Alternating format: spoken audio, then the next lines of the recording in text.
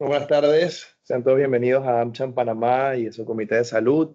Mi nombre es Hugo Wood, soy el coordinador del chair de este comité y también soy parte de Johnson Johnson, y para mí es un placer recibirlos hoy para tratar un tema tan importante con un expositor de alta gama y altamente reconocido en el país. Y antes de presentarlo, como siempre, queremos dar algunos pincelazos de lo que desde AmCham intentamos impulsar desde este comité. Nosotros somos un comité que ya tiene más casi 4 años de existencia, es uno de los últimos comités que se creó acá en la Cámara Americana, y nuestro objetivo es impulsar temas como la innovación, la sostenibilidad y la formación en salud en Panamá.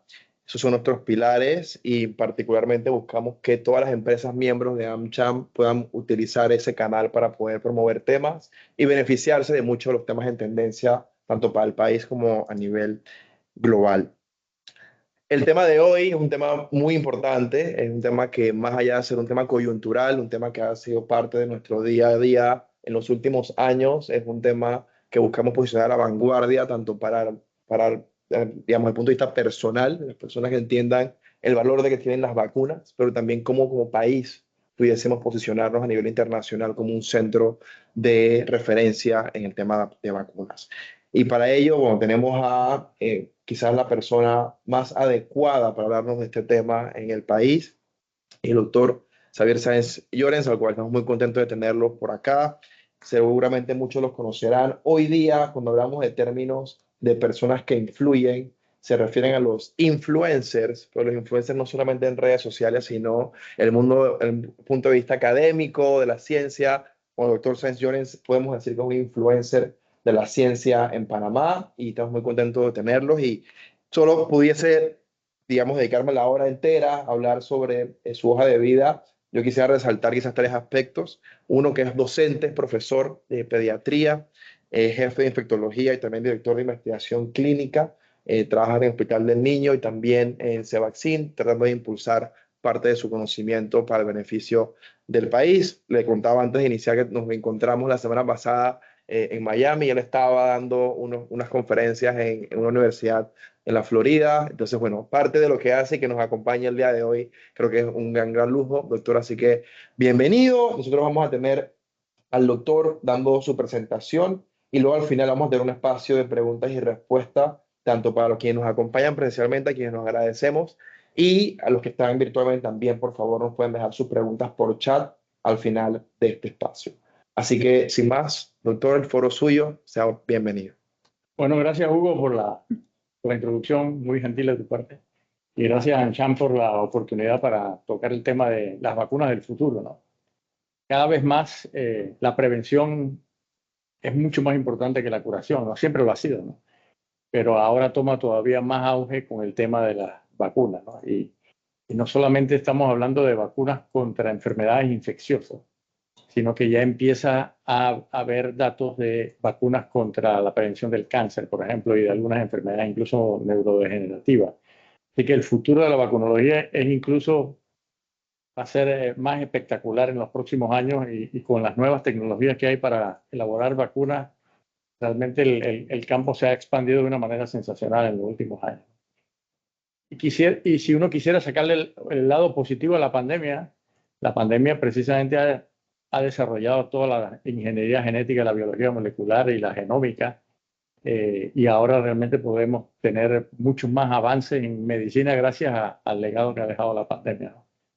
Por ponerle un lado positivo a la pandemia, ¿no? Que a todos nos afectó tremendamente. Entonces, lo que quisiera tocar rápidamente, quizás en menos de 30 minutos, es hablar de las vacunas del futuro, ¿no? Y de alguna manera cómo esto puede tener o inducir algunas oportunidades y retos para Panamá. Yo trabajo en el Hospital del Niño, también en Cevaccin, y en el Sistema Nacional de Investigación de Senación aquí en Panamá. Estos son mis conflictos de interés. Yo siempre, cuando doy las charlas de un producto, de una vacuna, digo que esta es como una lista de promiscuidad académica, ¿no? Pues se ponen a ver una cantidad de industrias, de instituciones científicas y de fundaciones filantrópicas financian los estudios de vacunas que nosotros hacemos aquí en Panamá. Pero evidentemente mi opinión siempre ha sido libre y de responsabilidad propia.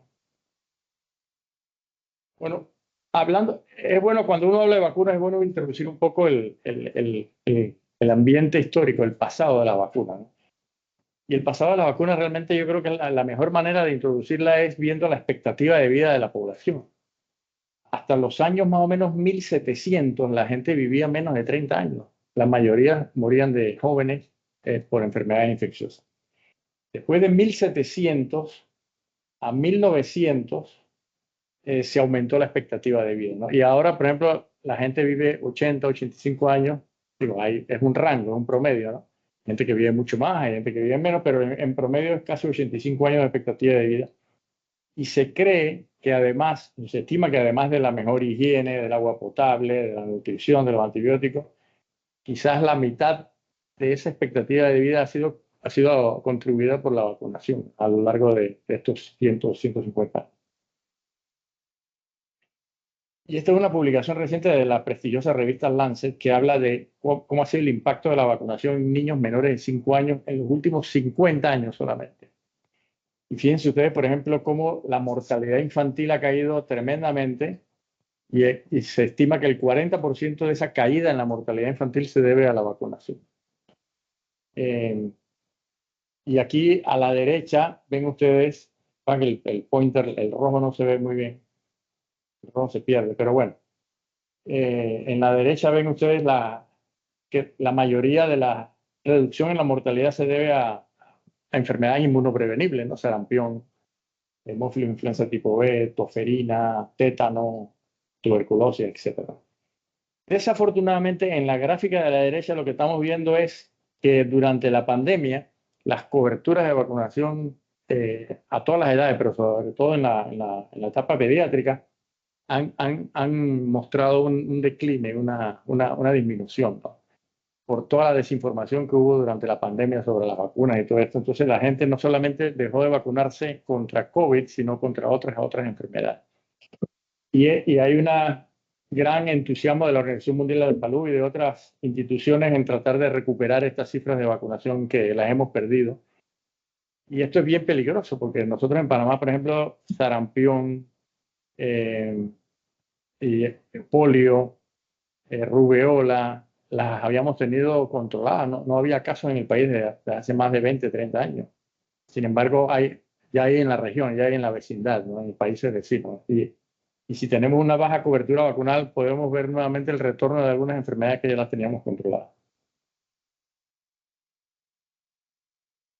Y las vacunas han sufrido una evolución tecnológica tremenda. Antes, por ejemplo, antes de 1970, las vacunas se hacían porque se identificaba el microbio que causaba la infección. Entonces se agarraba el microbio, ya sea vivo, atenuado para que no produzca enfermedad, o muerto, o algunos componentes del microbio para generar vacunas.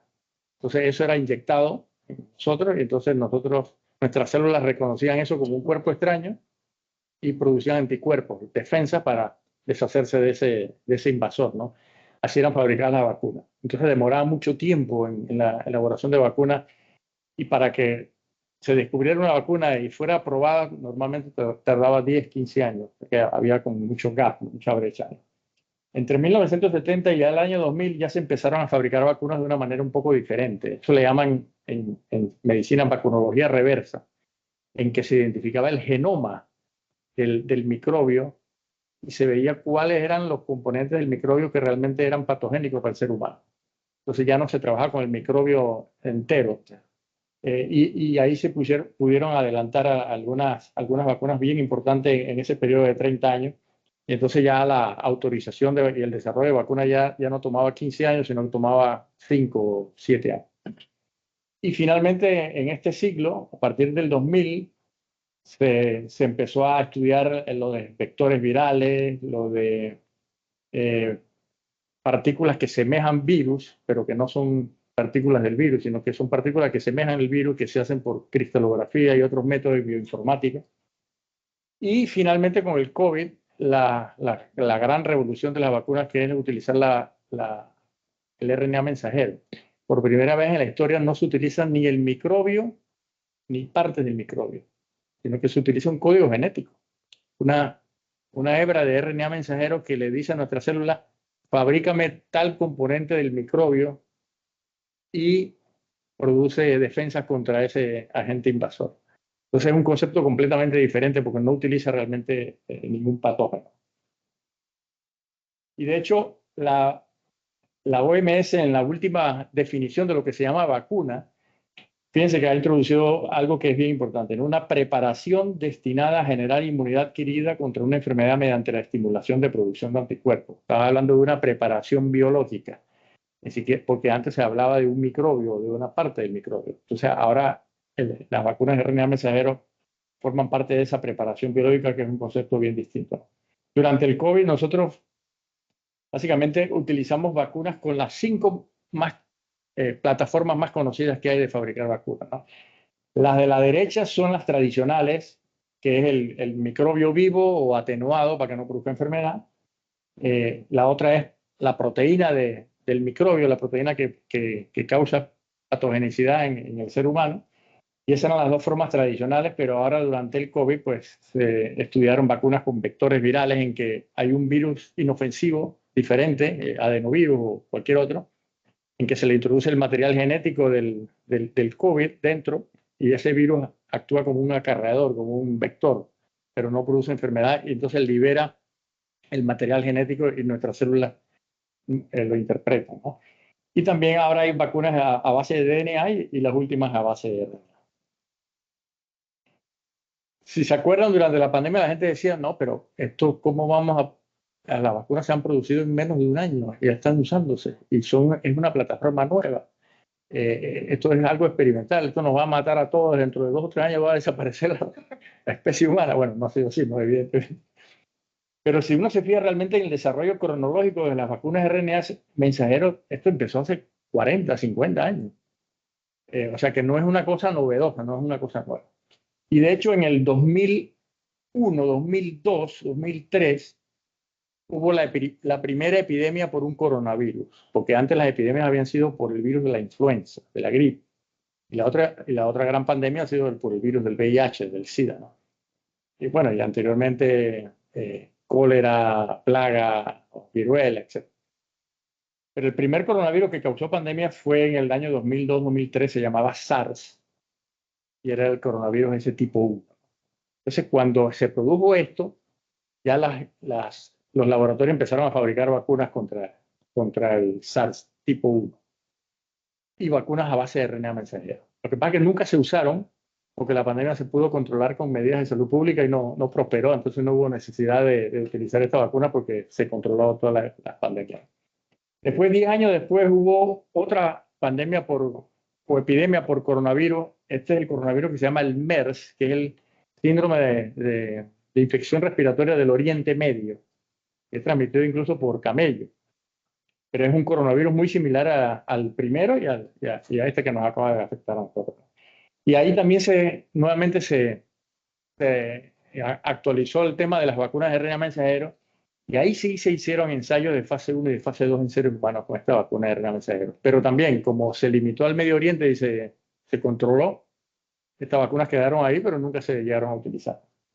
Así que ya la plataforma estaba diseñada, ya había el conocimiento, ya sabíamos que esas vacunas eran seguras. Entonces, durante el COVID, pues se aprovechó todo ese conocimiento y en menos de un año tuvimos vacunas realmente para contrarrestar el COVID. Lo que quiero decir con esto es que no es algo nuevo, es algo que ya tiene 30, 40 años de desarrollo. Y ahora, ¿por qué se aprobó en menos de un año? O sea, ¿a qué se debió que se pudieran aprobar vacunas contra el COVID en menos de un año? ¿No? Porque lo tradicional era por lo menos 5 años.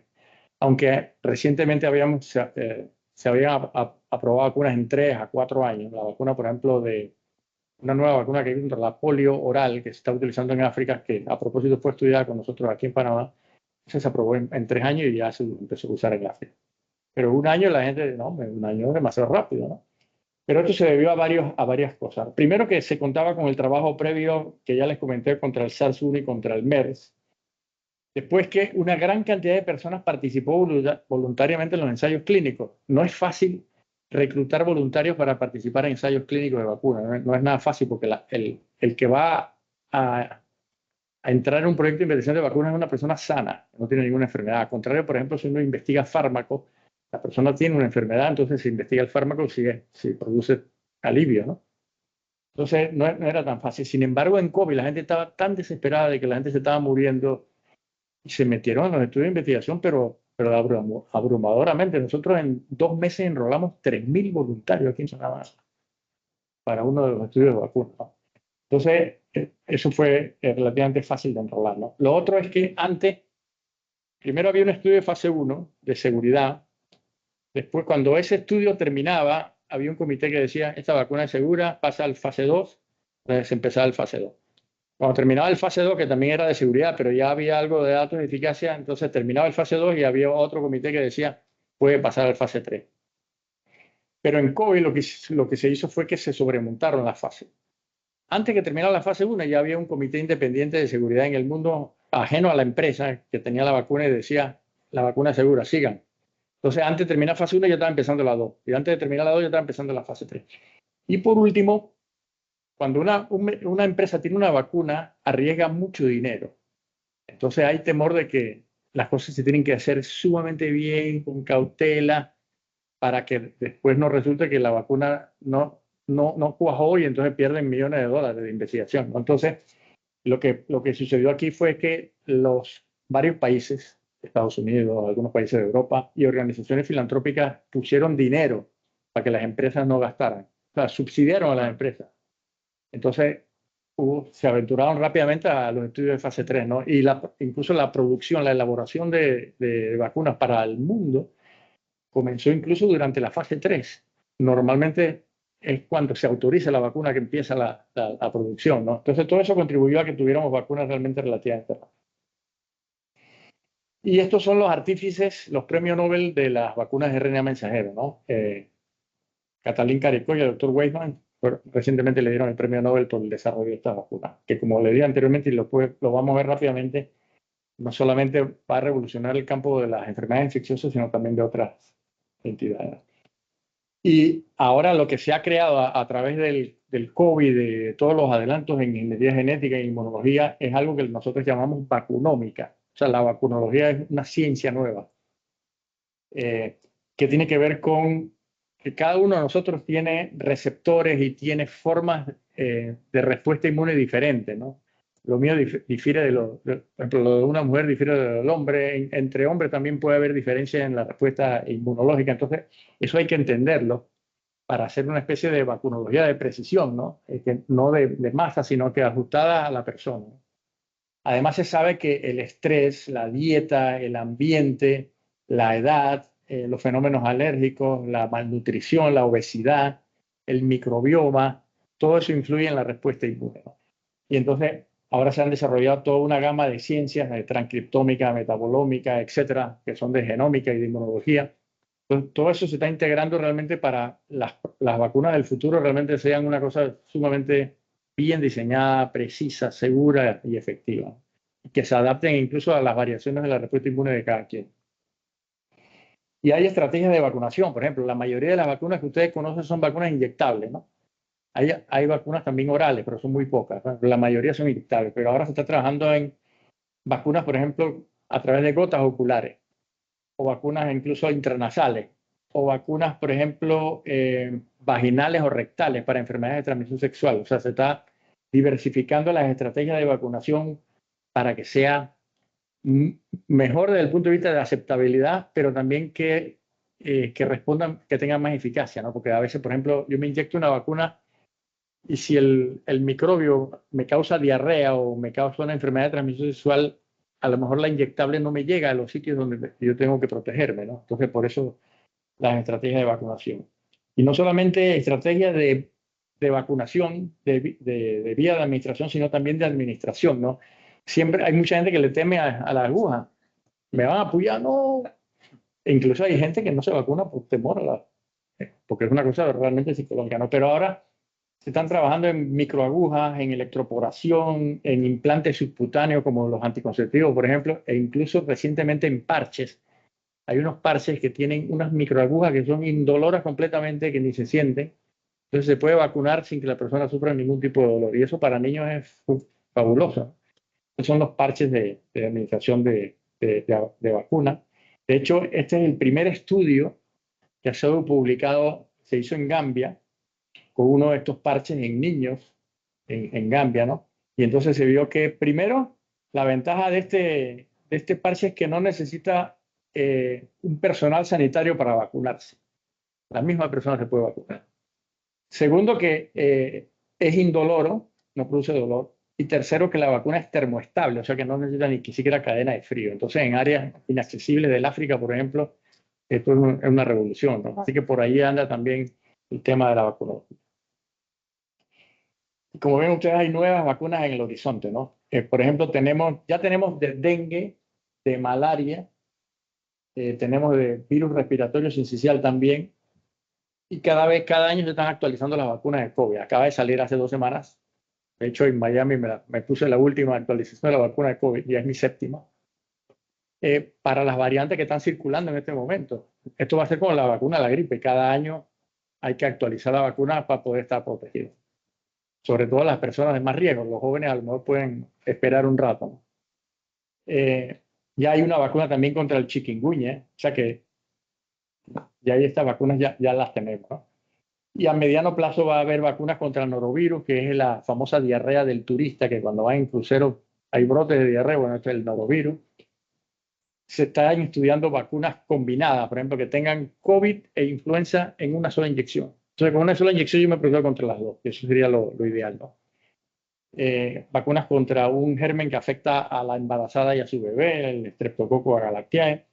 También se está trabajando, seguramente ya un poco más a largo plazo, vacuna contra el Chagas, vacuna contra el virus del SIDA, que ha sido un dolor de cabeza, vacuna contra el citomegalovirus, y ahora realmente empieza a haber investigación de vacunas contra cáncer. Ya tenemos 2 vacunas que previenen cáncer. La vacuna HPV, que previene el cáncer, sobre todo cervicouterino de las mujeres.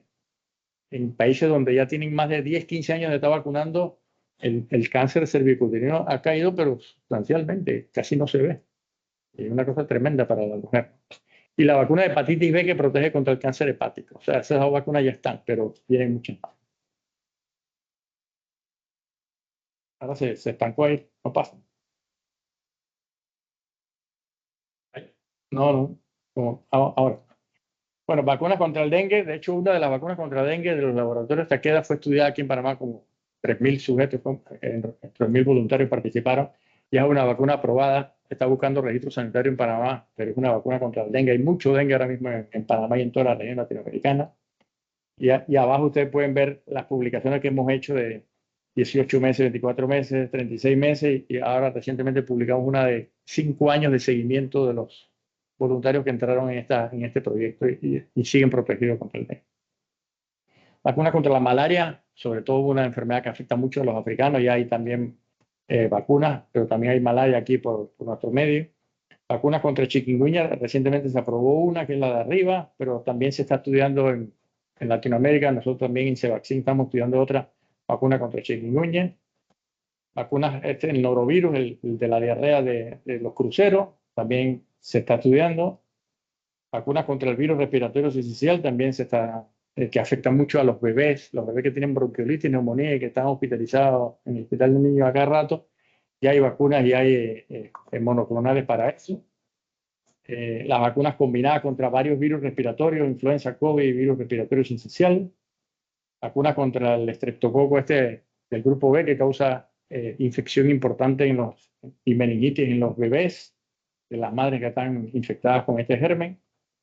Vacunas contra el citomegalovirus, que también causa problemas en inmunosuprimidos y en las mujeres embarazadas. Contra Chagas, que es una enfermedad importante. Y vacunas contra VIH. El VIH siempre ha sido un germen muy difícil, porque la gente se pregunta, oye, la epidemia empezó, la pandemia en el 80, tenemos más de 40 años y no hay vacuna contra el VIH. Sin embargo, contra el COVID en menos de un año. Lo que pasa es que el VIH es problemático porque es el virus que más muta. Es más, si uno se infecta con el VIH, puede haber hasta 3 o 4 virus distintos dentro de uno mismo, por las mutaciones que se van generando dentro del organismo. Primero que muta mucho, ¿no? Entonces la vacuna tiene que ser como cambiada cada semana para poder que sea efectiva, ¿no? Y segundo, que el virus del VIH se mete en las células que nos defienden a nosotros y que producen precisamente anticuerpos, defensa. Entonces sacarlo de ahí, matas a la célula que nos defiende. Entonces, no es tan fácil realmente generar una vacuna del VIH y por eso ha tardado tanto. Ahora hay más investigación y con las vacunas estas de RNA mensajero también empieza a haber un poco de investigación para ver si esto puede cambiar un poco la panorámica, ¿no? Pero todavía no tenemos vacunas contra el VIH, pero tenemos medicamentos muy buenos contra el VIH. La persona infectada con el virus del SIDA ya puede vivir 80, 90 años y muere de hipertensión o de un accidente, pero no muere del VIH. Incluso con los medicamentos, y si la persona es adherente, ni siquiera contagia el virus a los demás. Entonces, esto es un enorme avance, ¿no? Pero no tenemos vacunas para prevenir. Y como le dije, vacunas contra el cáncer, ¿no? Ya empieza a haber vacunas contra el cáncer de colon, contra el melanoma, que es uno de los cánceres más mortales que hay, y empieza a haber investigación contra el cáncer de páncreas, que es el cáncer más letal que hay. Así que en los próximos 5 a 10 años nosotros vamos a ver realmente unos adelantos espectaculares en el tema de vacunología para la prevención del cáncer. Y otra cosa que es bien importante es que antes la vacunación era como una actividad del pediatra. La gente, hace 15, 20 años, la gente decía, las vacunas son para los niños. Las vacunas realmente son para toda la vida, son para cualquier edad. Hay vacunas para lactantes, para niños, hay vacunas también para adolescentes, hay vacunas para viajeros, hay vacunas para mujeres embarazadas, para trabajadores de la salud y también el adulto mayor. También hay muchas vacunas para el adulto mayor. O sea que realmente es una actividad que involucra toda la rama de la medicina, ¿no? Entonces ya algo que era como exclusividad del pediatra ya ha pasado realmente a todos los campos de la medicina. Y este es el futuro de la vacunología, ¿no? El enfoque que va a haber, ¿no? Hay enfermedades en el adolescente que son muy propias del adolescente, sobre todo enfermedades de transmisión sexual, meningococo, por ejemplo, a los que van a estudiar en Estados Unidos o Inglaterra ponen vacunas contra el meningococo. Hay vacunas contra enfermedades crónicas, hepatitis C, HIV, cáncer, enfermedades emergentes y que vienen por ahí. Y hay una forma de cómo fabricar vacunas rápidamente. Así que en caso de que venga una nueva pandemia, la ciencia está preparada para en 3, 4 meses ya tener vacunas. La idea es no sufrir lo que sufrimos durante esta pandemia de COVID, ¿no? Y que la economía no sufra, la educación no sufra, etc. Vacunas para las embarazadas, vacunas para el adulto mayor, vacunas pediátricas, vacunas incluso para la pobreza. De hecho, se están desarrollando vacunas contra parásitos intestinales, sobre todo niños que viven en regiones de mucha pobreza. E incluso ya empieza a haber investigación para ver si se puede prevenir el Alzheimer o el Parkinson a través de vacunas. Entonces, el futuro de la vacunología realmente va a ser asombroso. Quizás lo único que nos falta por estudiar es tener vacunas para los antivacunas, porque a través de la educación y de la información no se ha podido a veces controlar a estos activistas antivacunas que han proliferado en el mundo y que incluso en Panamá, aunque tenemos pocos, pero son muy ruidosos, ¿no? Y atemorizan a la gente, ¿no? Entonces necesitamos una vacuna efectiva para tratar de combatir la desinformación. ¿Listo? Excelente. Me acompaña por favor un aplauso a... Muchas gracias. Excelente, muy didáctica y creo que da para una muy buena conversación. Yo tengo algunas preguntas, pero después abrimos, por favor. En ese orden que comentaba un poco del impacto que tiene para la vida personal de los quienes estamos acá, los que nos están acompañando virtualmente, pero también a nivel país, ¿no? Entonces, como el primer orden de ideas, quizás entender,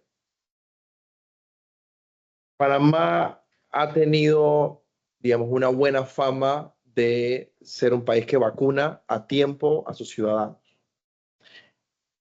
Quisiera preguntar por qué, o sea, qué explicación tiene que, o sea, que el país tenga altos niveles de vacunación y, digamos, para futuros padres o padres que tienen niños, un poco cómo funciona ese, o sea, ese tema de la educación, de la aplicación oportuna, quizás entender un poco esa perspectiva que tenemos en el país, por ejemplo, cuántas vacunas un niño debe tener recién nacido, ese tipo de, a veces no está tan claro y tienes como que te chocas con la realidad cuando llega el momento, ¿no? Entonces, si nos pudiera dar un contexto un poco de en Panamá, ¿por qué tenemos altos niveles de vacunación en general y cuál es esa referencia que se tiene? Panamá siempre ha sido un país envidia de la región latinoamericana porque tenemos uno de los mejores esquemas de vacunación del mundo.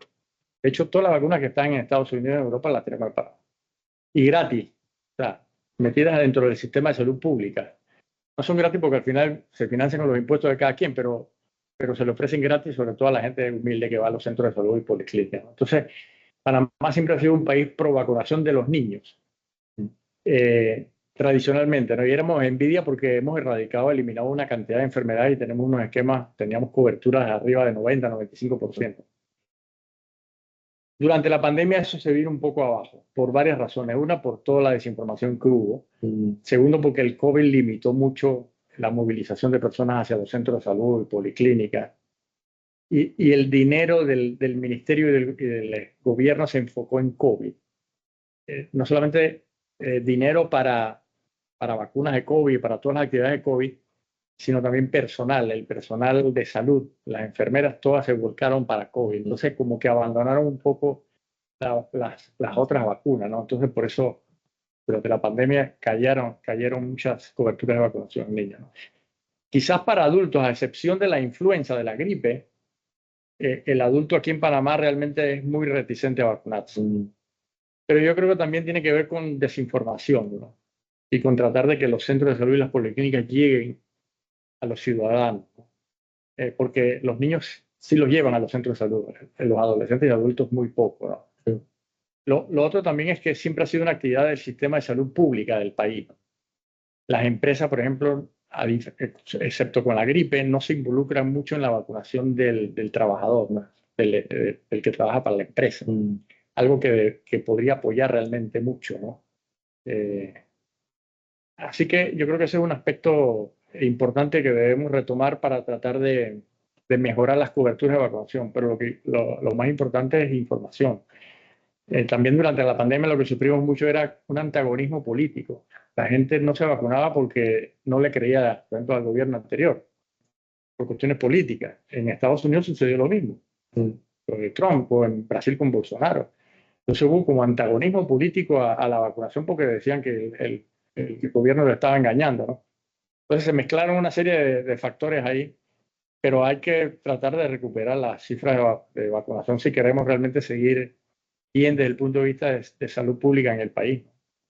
Ya, y yo creo que ese es un gran llamado a las empresas miembros de AmCham que puedan incorporar ese tipo de iniciativas. Creo que es fundamental. Sobre el otro punto, tengo curiosidad de qué tan rápido llegan las innovaciones a Panamá y qué tan accesibles son a la población, porque aquí mostraba un poco lo que se viene, ¿no? La verdad que es bastante interesante lo de los parches, esta administración novedosa, pero usualmente cuando hay innovación de ese tipo que sale en Europa, Estados Unidos, en Panamá llegan relativamente rápido, toma un tiempo, los reguladores, el sistema de salud es abierto a recibir la innovación. ¿Cómo está ese Hace ambiente? 10 años yo diría que es muy lento la introducción de cosas novedosas, ¿no? De hecho, hay un estudio que hace más o menos como 15 años en que una vez que se aprobaba una vacuna en Estados Unidos o en Europa, en Latinoamérica pasaba más o menos 8 a 10 años para que se introdujera. Ese era más o menos como el gap, como la brecha, 8 a 10 años. Eso se ha achicado bastante por dos razones. Una, porque hay una globalización de la medicina y de los convenios entre países, ¿no? Ya el mundo es una aldea global, no son cosas aisladas. Aparte que se ha entendido el concepto de que si yo tengo una enfermedad en un lugar recóndito de África, en cualquier momento lo puedo tener en Estados Unidos o en algún otro lugar por el tráfico aéreo y la migración. Entonces, las distancias se han achicado tremendamente. Y otra de las cosas importantes que ha reducido un poco la brecha es que muchas de las investigaciones en vacunas se hacen localmente. Entonces, la comunidad de salud, pero también los medios de comunicación y la gente, empiezan a conocer más sobre la enfermedad, sobre la carga de enfermedad y sobre cómo protegerse. Y ya se está estudiando la vacuna aquí y sabemos que es segura en nuestra población. Yeah. No es que es una vacuna segura en Alaska o en Finlandia, sino que es nuestra población, ¿no? Entonces, todo eso ha achicado los tiempos. Entonces, ahora cualquier cosa que se innove realmente puede entrar en menos de un año aquí en el país, ¿no? Yeah. Siempre y cuando las autoridades también de salud, sobre todo de farmacia y drogas, que son los que importan den aprobaciones rápidas, ¿no? Pues también en el pasado se hablaba mucho de corrupción, de coimas para poder que aprobaran rápidamente algo. Eso pareciera que ha mejorado, los tiempos son más cortos. Pero ahora, yo creo que la introducción ahora de productos novedosos es bastante O sea, rápida. que pudiéramos ver pronto los parches. Sí, sí, seguro. Y de hecho no te extrañe que en cualquier momento centros de investigación del país también empiecen a hacer investigación. Y en esa dirección, ¿por qué laboratorios globales escogen Panamá para investigar vacunas o fármacos? ¿Qué ventajas competitivas hay si hay algo que se pudiera mejorar? Bueno, primero que hay investigadores con mucha experiencia en estudio de vacunas.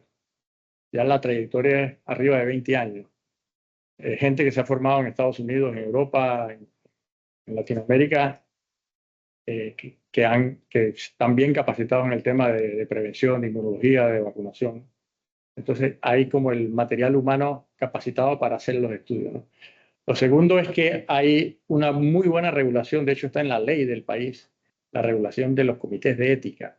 Para que un estudio se apruebe tiene que asegurar que los beneficios superan a los riesgos y que el voluntario está bien protegido, que se le respetan todos sus derechos y que la seguridad es mucho más importante que la ciencia en ese sentido, ¿no? Entonces hay una regulación que es ley de la República. Entonces eso facilita realmente que haya atracción de entidades internacionales, ¿no? Y, por ejemplo, a través de ese vaccine hemos hecho estudios importantes que han tenido una vitrina internacional fabulosa, ¿no? Entonces eso motiva a que la gente venga a hacer los estudios en Panamá. Ah, no, y ahí como anécdota puedo dar fe de lo robusto que es el cuidado de las investigaciones clínicas. Yo participé en el de COVID, fue uno de ese número, y yo dificulto haberme sentido más consentido en un proceso de este tipo como estaba en ese proceso, porque realmente hay un interés genuino en que como participante vivas el proceso, vas a contribuir a la ciencia, pero que también eso no reduzca tu calidad de vida ni mucho menos. Yo creo que habla mucho también del estándar que en Panamá se maneja, que es muy, muy serio. Aparte que en Cevaccin lo que hemos hecho es que sea con un cuidado de excelencia, no solamente en investigación, o sea, el voluntario que se mete en un estudio de investigación. Por ejemplo, vamos a poner, si es un niño, el niño recibe todas las vacunas del país, las recibe ahí. No tiene que hacer lista de espera en los centros de salud, o sea, que de una vez lo tiene. Si necesita un laboratorio, se le hace el laboratorio. Si necesita algún medicamento, acetaminofén, se le da el medicamento. Si necesita un pediatra llamarlo en la noche, hay atención 24/7. Entonces, el centro de investigación es como un centro privado de atención personalizada. Entonces, la satisfacción es tremenda. Realmente la gente va a buscar qué otros estudios están haciendo para ver si participan. Entonces, yo creo que eso también es importante, ¿no? Que no solamente sea en beneficio de la empresa que quiere demostrar que una vacuna sirve, sino en beneficio del propio voluntario, ¿no? Que necesita salud y necesita educación, consejería. Claro, y cuenten con AmCham como plataforma para promover mucha de esta información. Creo que muchas de las empresas miembros se beneficiarían. Pero bueno, son las preguntas que te tengo. Yo sé que puede haber más. Por favor, abro el espacio acá a quienes nos acompañan. ¿Tienen alguna pregunta, consulta para el doctor? Comentario, crítica, constructiva, por Una supuesto. pregunta salida Por favor. de total ignorancia. Yo sí, obviamente he escuchado el recurso tiene Panamá como centro de investigación. ¿Sabes? Pero somos un centro de fabricación, no tenemos futuro, somos un centro de fabricación. Bueno, el Senacid, a través del doctor Eduardo Ortega, está moviéndose hacia esa área, ¿no? De hecho, ya hay todo un proyecto que lo que busca es el financiamiento, pero está prometido el financiamiento, ¿no? Por el nuevo gobierno, ¿no? Hacer una planta de producción no solamente de vacunas, sino también de medicamentos y de sueros, por ejemplo, antiofídicos. Pero para tener eso no solamente se necesita la infraestructura, sino el material humano bien preparado. Entonces están enviando gente al exterior para formarlos. Viene gente de Houston, de otras áreas a capacitar. Hay transferencia y eventualmente si hay una fabricación local, incluso las mismas farmacéuticas pueden hacer transferencia tecnológica y que su vacuna se produzca aquí, ¿no? A menor precio. Mejor distribución. Y mejor distribución para toda la región. O sea que el proyecto está, y hace como el proyecto insignia del doctor Ortega en Senacid, ¿no? Así que yo sí creo que se puede concretar en 5 años. Súper. Otra pregunta, si no tenemos aulas virtuales, Vamos a una virtual. La primera, la vacuna del papiloma se la aplican a niñas y varones. Sí. De hecho, al principio se vacunaban solamente niñas. Aquí en Panamá se decidió vacunar a partir de los 10 años a las niñas en la escuela. Entonces, va a tardar mucho en verse el impacto, porque solamente se hizo la corte a partir de los 10 años. Pero, por ejemplo, en Europa, en Estados Unidos, en Escocia, en Australia, no solamente se vacunó a las niñas de 10 años, sino de las 10 hasta los 26. O sea, el inicio de la actividad sexual de la mujer, para que esté bien cubierta y una vez que y no se exponga al HPV, o si se expone ya está protegida porque tiene la vacuna. Lo que se ha visto es que el hombre también transmite también el HPV. Y aunque el hombre no sufre de demasiado cáncer, aunque sí lo hacen, pero en las mujeres el cervicouterino con el de mama son los principales cánceres que hay en la mujer, ¿no? En el hombre también hay cáncer de pene y cáncer de ano por el HPV. En menores cantidades, también hay cáncer oral incluso, por el sexo oral, ¿no?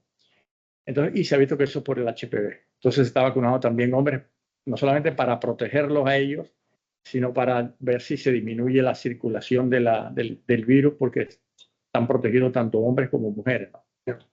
Pero lo ideal es que se masifique esa vacunación y se puede ver lo que se está viendo ya en otros países, que se eliminan todos esos cánceres. Ah, estupendo. Tenemos otra.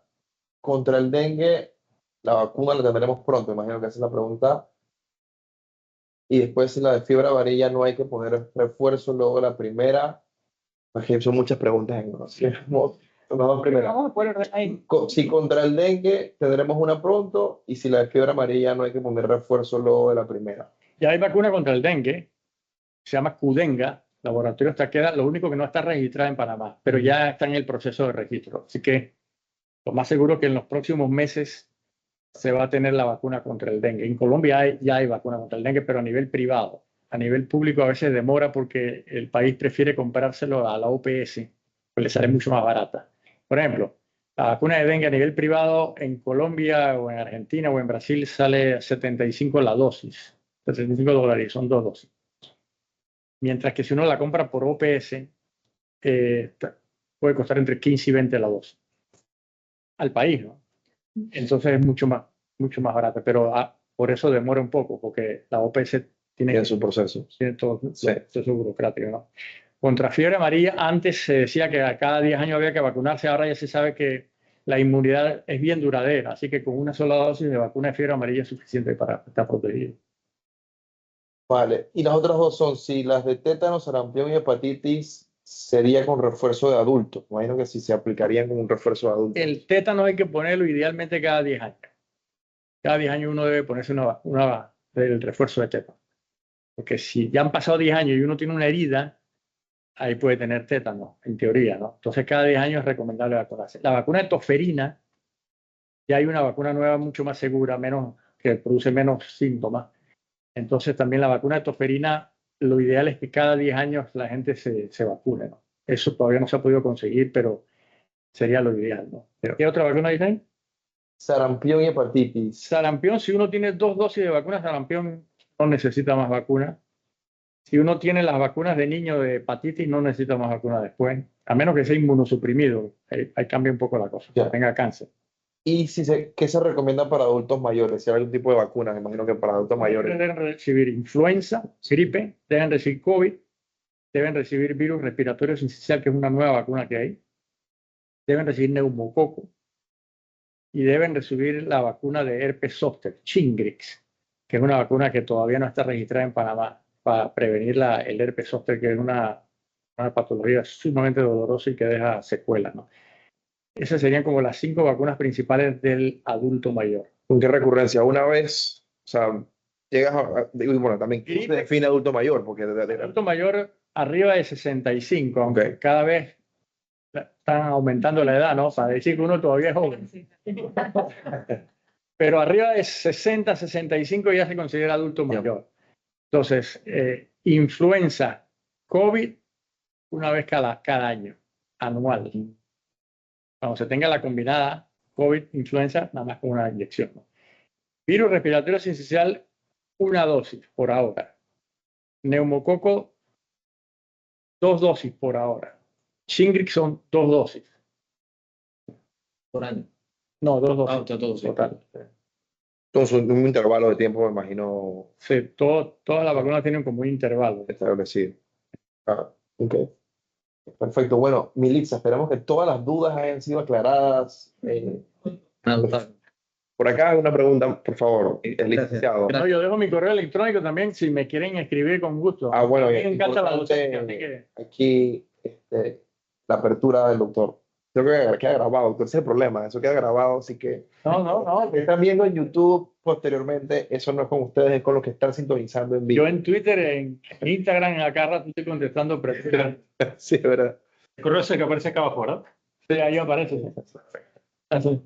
Doctor, ¿qué papel juega o estaría jugando la nanotecnología frente a la vacunación? Sí, claro. Está leyendo un libro respecto de lo que el ser humano busca, es decir, alargar su espacio o su tiempo en la Tierra. Entonces, más allá de lo que usted, pues, muy acuciosamente mostró de que la vacunación ha alargado la tasa de vida de las personas, ¿verdad? Entonces, ¿cómo ese aspecto se está viendo en el mundo de la investigación médica y en el área de la vacunación? O sea, ¿será la nanotecnología algo que reemplazará las vacunas o trabajarán en conjunto? En conjunto, de hecho, ya hay vacunas con tecnología de nanotecnología. La vacuna HPV, por ejemplo, es nanotecnología. Okay.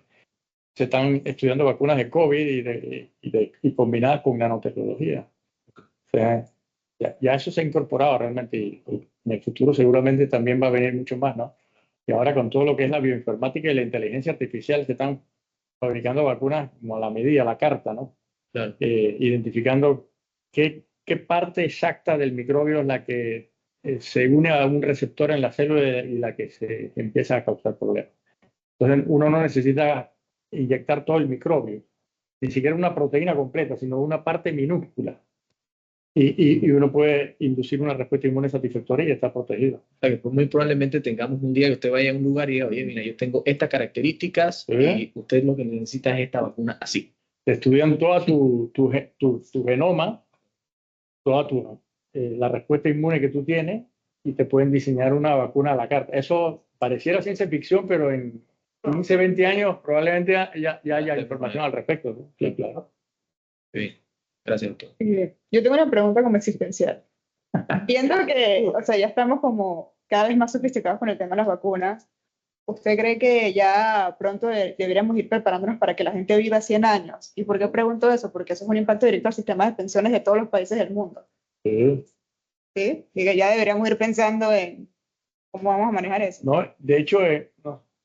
Si quieres, pásate una de las, creo que es la de la expectativa de vida.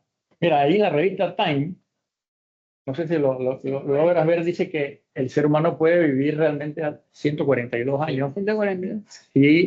si hay una muy buena prevención de enfermedades, ¿no? Claro, sí. No solamente infecciosas, sino otras, lógicamente, ¿no? Lo que pasa es que también a medida que uno progresa en edad, empiezan a caer otras enfermedades que antes no estaba acostumbrado. Claro. Metabólicas, diabetes, hipertensión, problemas cardiovasculares, Parkinson, Alzheimer y todo eso. Pero se está estudiando mucho en los hábitos de vida de vida saludable para prevenir algunas de estas enfermedades. Ya se está trabajando en vacunas contra el Alzheimer. Ya hay incluso medicamentos que se han elaborado. Así que sí, seguro que en este siglo yo estoy seguro que le va a llegar cerca de los 100 años, ¿no? Y los siglos venideros, pues con mucho más cosas. Claro. Entonces, claro, eso afecta al sistema de pensiones, ¿no? Sí. En algún momento hay que aumentar la edad de jubilación. No solo cantidad, es calidad. Y otra cosa, Yo los 100 años montando bicicleta, haciendo maratones, porque no voy a ir a trabajar. aunque a la mujer no le gusta esto, pero yo siempre he sido partidario de que la edad de jubilación debe ser paralela entre el hombre y la mujer. La mujer vive más que el hombre. Sí. El hombre muere antes y la mujer no solamente vive más tiempo, sino que vive mejor. El hombre vive con achaques. Es más, usted lo ve, por ejemplo, se muere la esposa, el hombre cae rápido. Se muere el esposo de la mujer. Juega bingo, juega carta, juega todo. Y sigue ahí.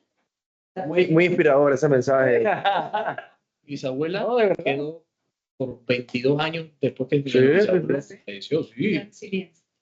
No, y desde el punto de vista también técnico financiero, como están compuestas las pensiones en Panamá, que o sea, todas las mujeres que cotizaron después del 2008 tienen una cuenta individual.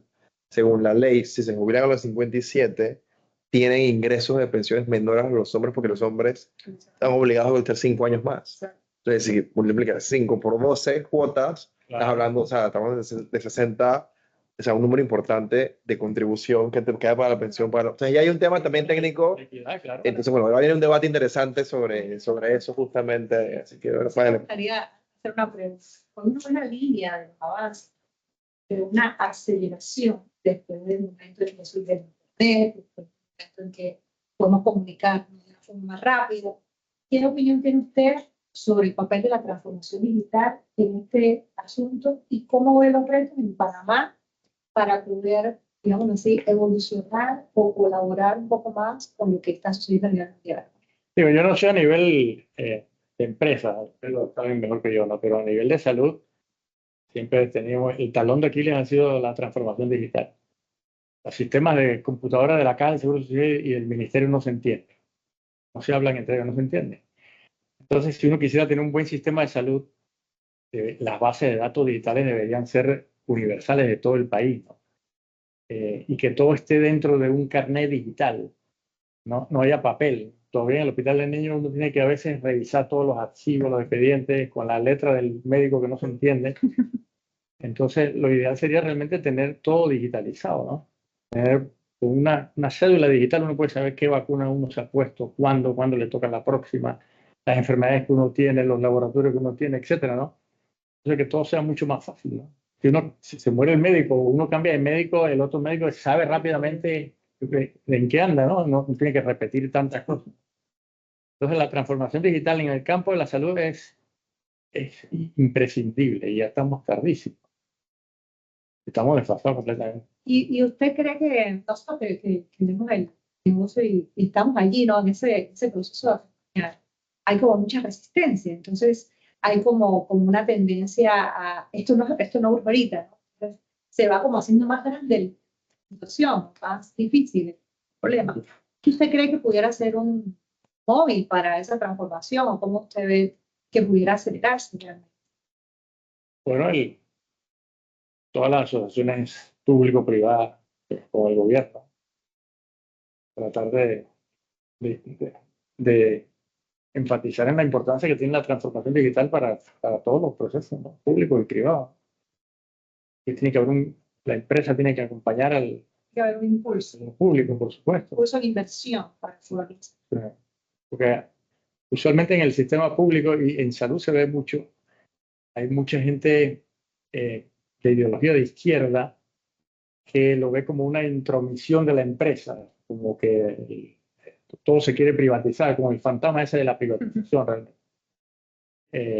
Y no aprecian realmente de que puede haber sinergias mutuas que se complementen, ¿no? Y que todo el mundo salga ganando. De hecho, por ejemplo, el Cevaxin es un centro público-privado. Privado porque recibe grants, financiamiento de afuera, y público, gratuito, porque se le ofrecen todas las vacunas, todos los laboratorios, todo de forma gratuita al voluntario. Entonces, es un modelo así de público-privado que realmente funciona muy bien y la gente está satisfecha. Y la Organización Mundial de la Salud y estas entidades internacionales normalmente empiezan en los países que, oigan, van en orden su data, organícense, porque en esa medida ellos se benefician también. Sí, lo que pasa es que también la Organización Mundial de la Salud siempre anda como atrás de los avances, ¿no? Si uno habla, por ejemplo, de FDA, CDC o la Agencia Europea de Medicamentos, EMA en Europa, estaban rápidos, reúnen rápidamente a su gente, toman iniciativas, autorizan vacunas, medicamentos, insumos rápidamente, ¿no? La Organización Mundial de la Salud siempre anda como atrás. Para reunirse a veces pasa 6 meses, 8 meses. Entonces, eso a veces es un problema, ¿no? Pero pero hacia allá hay que ir, ¿no? Bueno, estamos llegando ya casi a la hora cumplido. De mi parte, una última pregunta, y ya teniéndolo acá, y sabiendo que el proyecto del Hospital del Niño está en avance importante, ¿qué puede esperar el país de esa nueva infraestructura?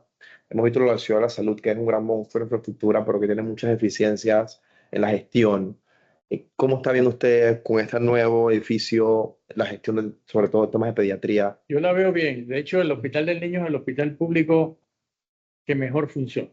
Y no lo digo porque yo estoy ahí, sino porque primero tiene un patronato que lo blinda de la política. Entonces, el director médico lo contrata el patronato. O sea, el gobierno no tiene nada que ver en el nombramiento del director médico. Entonces, yo creo que eso le da una autonomía importante, ¿no?